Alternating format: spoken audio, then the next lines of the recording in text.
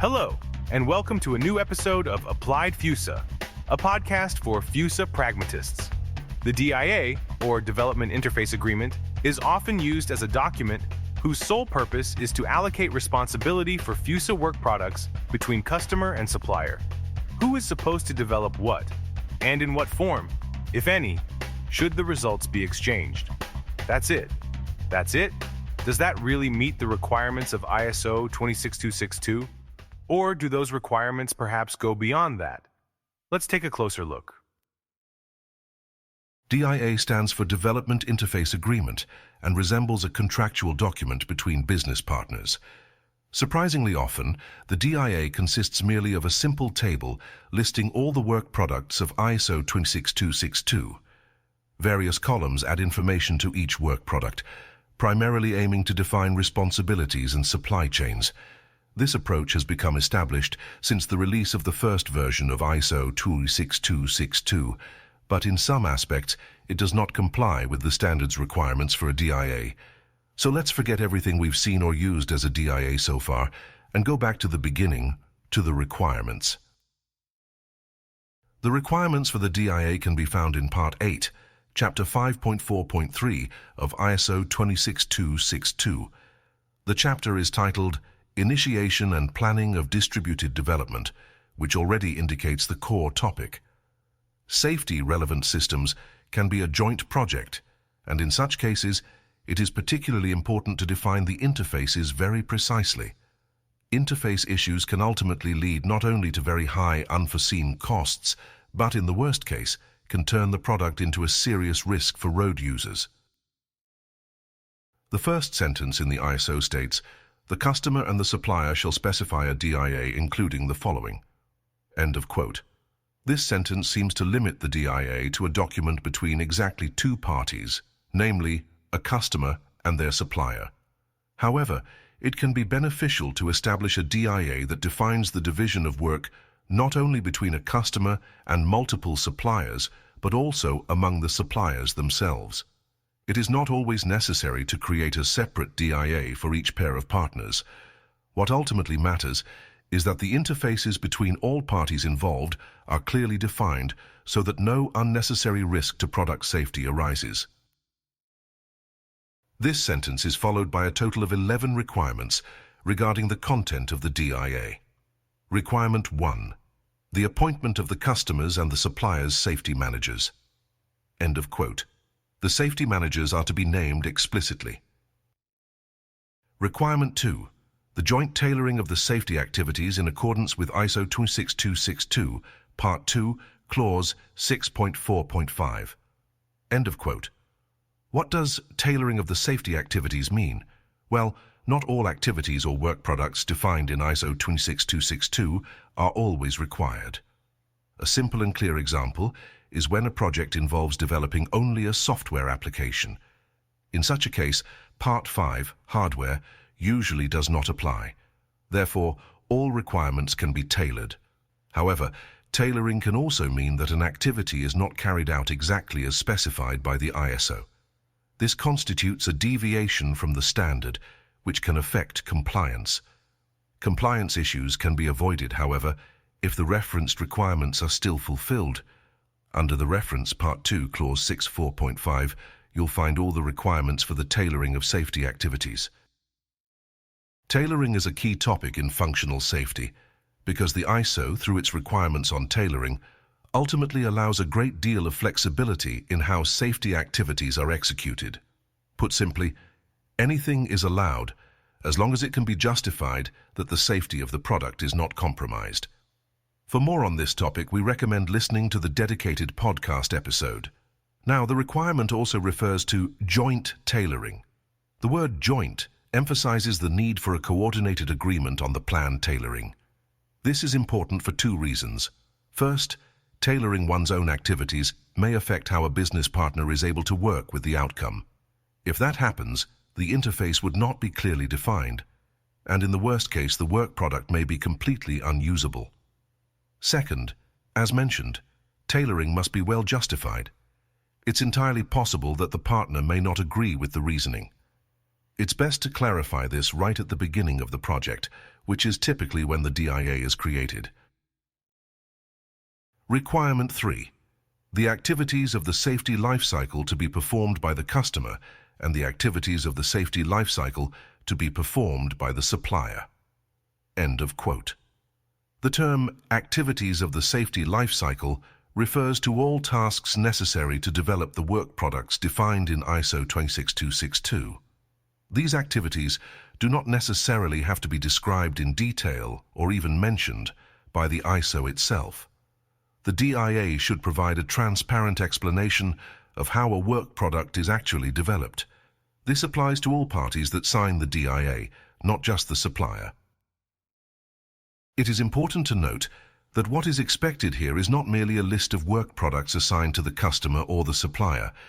The standard explicitly refers to activities, not work products. However, the widely used table format typically only lists the work products and not the corresponding activities. At this point, I recommend referencing the existing product development process, PDP.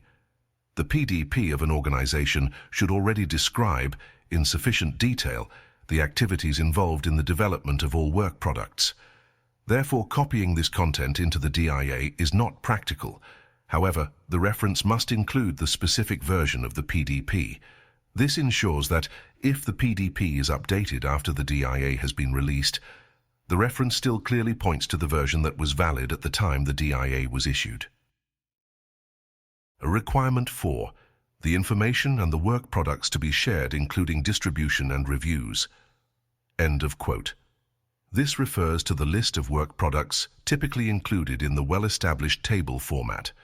For each work product, the responsible party for its development is defined, along with how, if at all, it should be exchanged.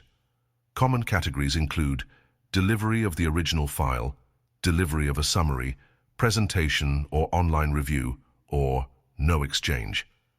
Strictly speaking, this requirement goes beyond just work products, as it also mentions information.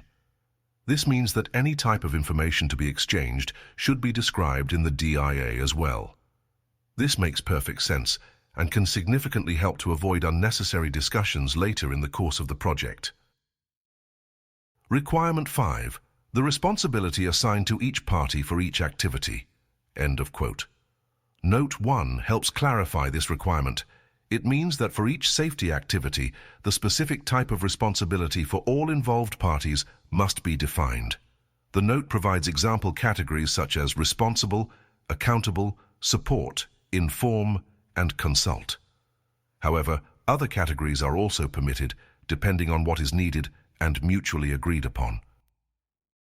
Requirement 6. The communication or confirmation, see 5.4.2.2d, of the target values derived from the system-level targets to each relevant party in order for them to meet the target values for single-point fault metric and latent fault metric in accordance with the evaluation of the hardware architectural metrics and the evaluation of safety goal violations due to random hardware failures, see ISO 26262-5. End of quote. Wow, that's quite a mouthful. It sounds complicated, but it basically means that the targets for the hardware metrics are jointly documented in the DIA. Usually, the customer provides these targets to the supplier as design goals for the product being developed. The supplier must confirm these targets, and this confirmation happens automatically by documenting the targets in the DIA. Otherwise, the supplier would not approve the DIA. Requirement 7. The interface-related processes, methods and tools needed for the collaboration between customer and supplier. End of quote. This is a requirement that you'll likely find fulfilled in very few DIAs. It calls for describing all processes, methods and tools, PMTs, necessary for collaboration. Typical examples include PMTs for exchanging requirement documents, for sharing IP-protected information, or simply the PMTs needed for joint meetings. Whenever collaboration is involved, the required PMTs must be described in the DIA. Have you ever seen that done in a DIA? Requirement 8. The agreement on which party, supplier or customer, performs the safety validation in accordance with ISO 2626244. End of quote. Note that this concerns safety validation, not verification. It is about checking whether the safety concepts are ultimately effective enough to sufficiently reduce the risk of safety goal violations for all safety goals. A supplier of sensor systems will typically support safety validation, but usually will not be fully responsible. The OEM is generally fully responsible, as it is their vehicle. However, there are cooperation models where partial responsibilities are assigned to business partners. In any case, this must be described in detail in the DIA. Requirement 9. The functional safety assessment activities in accordance with ISO 26262 regarding the elements or work products developed by the supplier. End of quote. In my opinion, this requirement is redundant with previously discussed requirements, namely numbers 3, 4, 5, and 7. An interesting addition is Note 1, which points out that the customer is not automatically responsible for assessing the supplier's work products, nor must they carry out the assessment themselves. Functional safety assessments can also be performed by the supplier, either internally or with the support of external service providers. This option is already possible due to the tailoring requirement. Requirement 10. The planning of the supplier's functional safety assessment report. End of quote. From my perspective, this requirement is also redundant, at least with respect to requirements number 4 and 5. Requirement 11. The agreement between customer and suppliers that allows a customer-assigned auditor to perform functional safety audits at the supplier's premises. End of quote. This final requirement for the DIA is basically already covered by previously mentioned requirements, namely numbers 3 and 5. The description of any kind of collaboration is already required, and this naturally includes the case where a customer-assigned auditor audits the supplier. Thus, this 11th requirement should be understood more as an emphasis on the importance of such an audit. So those were 11 requirements regarding the content and scope of the DIA. In the context of distributed development, there are further requirements related to the DIA, but none that define its content. Let's compare the requirements we just discussed again with the initially mentioned table that is so commonly used.